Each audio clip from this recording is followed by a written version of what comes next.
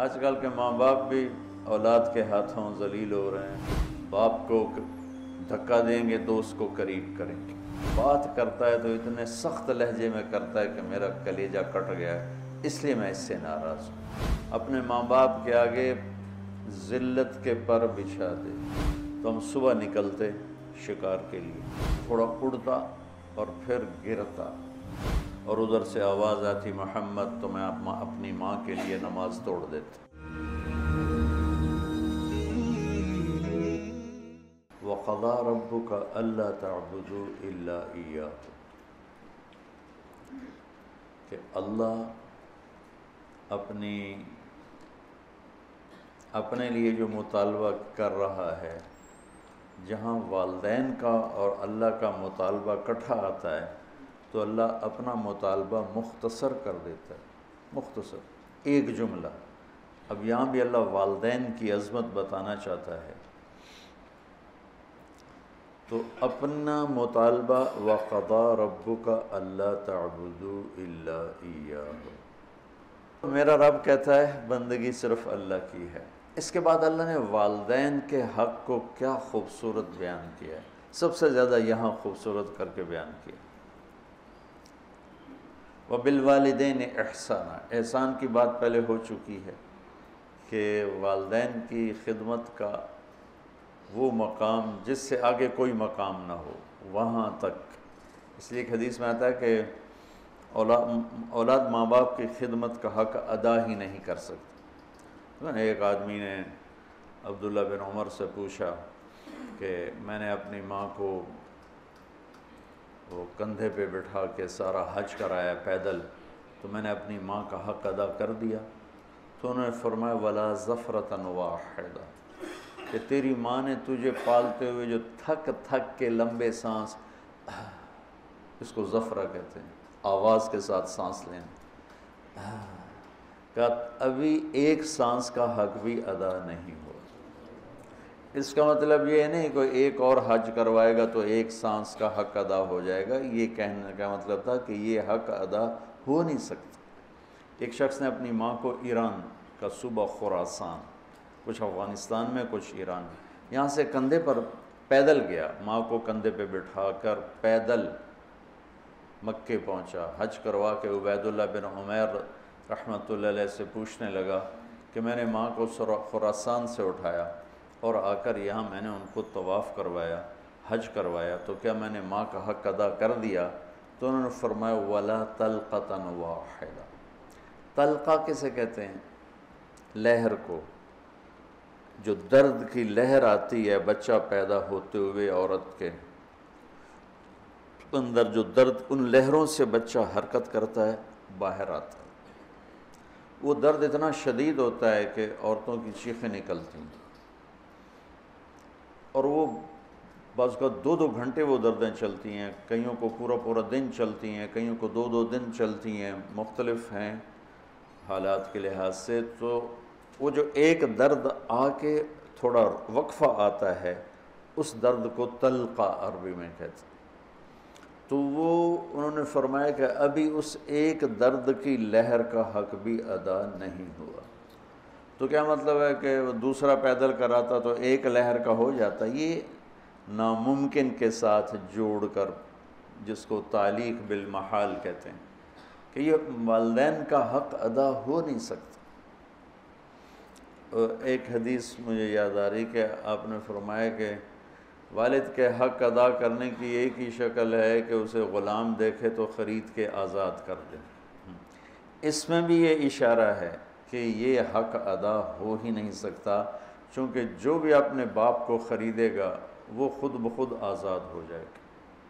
تو وہ شرط لگائی جو ہو ہی نہیں سکتی. تو جب شرط نہیں ہو سکتی تو مشروط بھی نہیں ہو سکتا، نہ نومن تیل جلے گا، نہ رادھا ناچے گی. تو یہ جب شرط نہیں ہے تو مشروط نہیں. جب وہ اپنے باپ کو آزاد کر ہی نہیں سکتا، خریدے گا تو خود ہی آزاد ہو جائے گا، تو لہٰذا باپ کا ماں کا حق ادا ہو ہی نہیں سکتا. لہٰذا جتنا اپنے آپ کو کھپا سکتے ہو کھپا لو. اما یبلغن عندک الکبر احدہما او کلاہما، اور خاص طور پر بڑھاپے کی عمر میں زیادہ محتاجی ہوتی اور زیادہ ماں باپ کو ضرورت ہوتی ہے، تو اللہ نے خاص طور پر اس عمر کا ذکر کر کے فرمایا کہ اما یبلغن عندک الکبر احدہما او کلاہما، جب یہ بڑھاپے میں آ جائیں، دونوں تیرے زندہ ہوں بڑی برکت ہے، ایک زندہ ہوں تو بھی بڑی برکت ہے، تو فلا تقل لہما اف ولا تنہرہما وقل لہما قولا کریما۔ کیا خوبصورت نصیحت کہ اپنے ماں باپ کیا ہو گیا بعض اوقات چڑھ کے بچہ کہتا ہے یہ بھی اللہ تعالیٰ کہتا ہے نہیں کرنی۔ آج کل کے ماں باپ بھی اولاد کے ہاتھوں ذلیل ہو رہے ہیں، دکھی ہو رہے ہیں، خاص طور پر زیادہ پڑھا لکھا طبقہ اور زیادہ ان پڑھ طبقہ دیہاتی، جو درمیان میں ہے ان میں بھی ہے لیکن کم ہے، جو زیادہ دنیاوی تعلیم پڑھ گئے ہیں ان کو بھی نہیں پتہ باپ کون ہوتا ہے، ماں کیا ہوتی ہے، اور جو بالکل جاہل ہیں ان کو بھی نہیں پتہ ہوتا، تو ان دونوں جگہ میں تو بہت زیادہ ماں باپ دکھی ہیں۔ اور بیچ میں کچھ ہے، شکر ہے اللہ کا جو نعمت ہے اس کا، ابھی بھی بہت اولادیں ہیں جو ماں باپ کے فرما بردار ہیں۔ اکثریت اس وقت ایسی ہو چکی ہے کہ ادنا صدیقہ و اقصی اباہ، باپ کو دھکا دیں گے دوست کو قریب کریں گے۔ تو اللہ تعالیٰ فرما رہا ہے کہ جب یہ بڑھاپے کا شکار ہوں تو ان کے آگے اف یہ اتنا بھی نہیں کرنا، اور نہ ہی کبھی ان کے ساتھ کوئی سخت بول بولنا ہے بدتمیزی کا، ولا تنہرہما وقل لہما قولا کریما، تکلفاً محبت کا بول، نرمی کا بول، آسان لہجے میں ان کے ساتھ بات کرو، کہ کہیں بعض اوقات لہجہ بھی، وہ علقمہ کی والدہ کو کیا گلا تھا بیٹے سے کہ میرا بیٹا نافرمان نہیں ہے، یہ اللہ کا بھی فرما بردار ہے اور میرا بھی کوئی ایسا گستاخ نہیں ہے، بس جب بات کرتا ہے تو اتنے سخت لہجے میں کرتا ہے کہ میرا کلیجہ کٹ گیا ہے، اس لیے میں اس سے ناراض ہوں۔ لہجے کی کاٹ آدمی کو مار دیتی ہے۔ وَاخْفِضْ لَهُمَا جَنَاحَ الذُّلِّ مِنَ الرَّحْمَةِ وَقُلْ رَبِّ ارْحَمْهُمَا كَمَا رَبَّيَانِي صَغِيرًا۔ ذل، کمزوری، پستی، جناح پر، یہ عربی محاورہ ہے جناح الذل، اور میں پہلے بھی شاید کبھی آپ لوگوں نے مجھ سے سنا ہو، اس آیت کو میں کسی تفسیر سے نہیں سمجھا ہوں، اپنے ماں باپ کے آگے ذلت کے پر بچھا دے، ذلت کے یعنی اپنے کمزور پر بچھا دے۔ ہمارے گاؤں کے قریب دریائے راوی بہتا تھا، اب تو بیچارہ کب کا مٹ آ گیا، تو دریاؤں کا کنارہ جنگل گھنا، سورج نظر نہیں آتا تھا، اتنا درخت ایسے ملے ہوتے تھے، تو ہم بالکل اوائل عمر میں ہم وہاں شکار کھیلنے جاتے تھے، سارے کزن مل کر، تو وہ ہم 7-8 ہم کزن ہو جاتے اور باقی نوکر ہوتے، اور وہاں جنگل میں ایک گاؤں تھا بوپڑیاں، وہاں ایک چاچا سردارہ رہتا تھا، ہمارے تایا جان کا دوست تھا، اس کے 2 کچے کوٹھے ہم جا کے قبضے میں لے لیتے، ایک میں سامان راشن نوکر اور دوسرے میں ہم کزنز بھائی وغیرہ ہم اس میں آتے تھے، تو ہم صبح نکلتے شکار کے لیے اور عصر کے بعد واپس آتے، تو 50-60 تیتر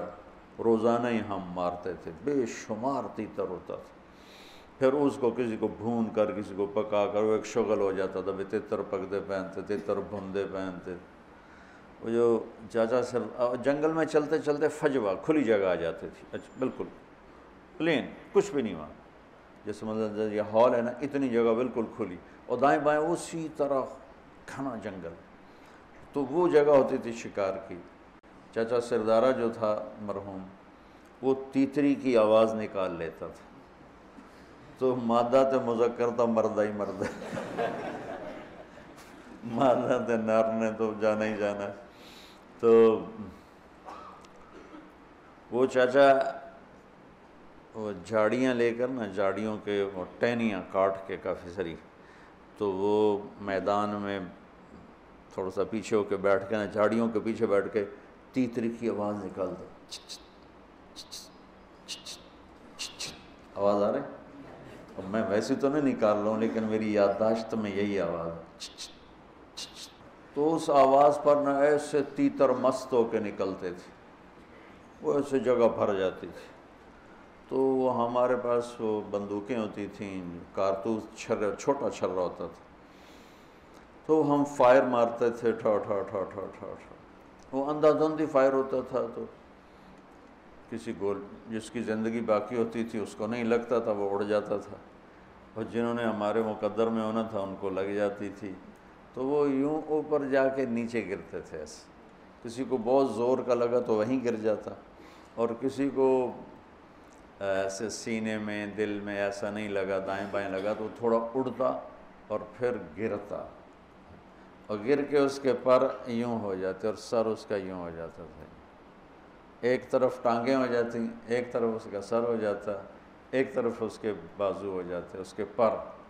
میں اس آیت کو اس منظر سے سمجھا ہوں، جناح الذل من الرحمہ۔ اب کسی تفسیر کی بات نہیں بتا رہا ہوں کہ اللہ تعالیٰ کہہ رہا ہے جیسے پرندہ زخمی ذبح ہونے کے لیے اپنے آپ کو پیش کرتا ہے، ماں باپ کے آگے اپنے آپ کو پیش کرتا ہے، من الرحمہ، محبت کی وجہ سے، رحمت کی وجہ سے، مجبوری کی وجہ سے، تو وہ بھی زبان حال سے کہہ رہا ہوتا ہے، لبے ہن جو مرضی کا باہیں کو کے کھا تو باہیں ایویں کھا، ہن تو میں تیرے حوالے ہاں کہ میرے پروں میں جان نہیں ہے، پروں میں جان نہیں ہے۔ تو یہی تعبیر، ورنہ ہمارے کوئی پر تو نہیں، ہمارے تو بازو ہیں، بازو بچھا دو، ترجمہ تو ایسے ہی کرتے ہیں کہ اپنے بازو بچھا دو۔ بازو بچھانا بھی محاورہ ہے، مطلب ہے کہ ان کے سامنے پوری طرح جھک جاؤ، اور پھر ان کو وقر رب ارحمہما کما ربیانی صغیرا، یا اللہ انہوں نے جیسے مجھے پالا بچپن میں تو ان پر رحم فرما۔ ابو ہریرہ رضی اللہ عنہ روزانہ صبح جب گھر سے نکلتے تو اپنی ماں کو کہتے السلام علیک یا اماں رحمک اللہ کما ربیتنی صغیرا، اور آگے وہ کہ ورحمک اللہ یا بنی کما بررتنی کبیرا، وہ آگے یہ کہتی ورحمک اللہ یا بنی کما بررتنی کبیرا، یہ ماں بیٹے کا تعلق ہے۔ اللہ کے نبی نے اس خواہش کا اظہار فرمایا کہ اگر میری ماں زندہ ہوتی اور میں عشاء کی نماز کے مصلی پہ کھڑا سورہ فاتحہ پڑھ رہا ہوتا اور ادھر سے آواز آتی محمد، تو میں اپنی ماں کے لیے نماز توڑ دیتا۔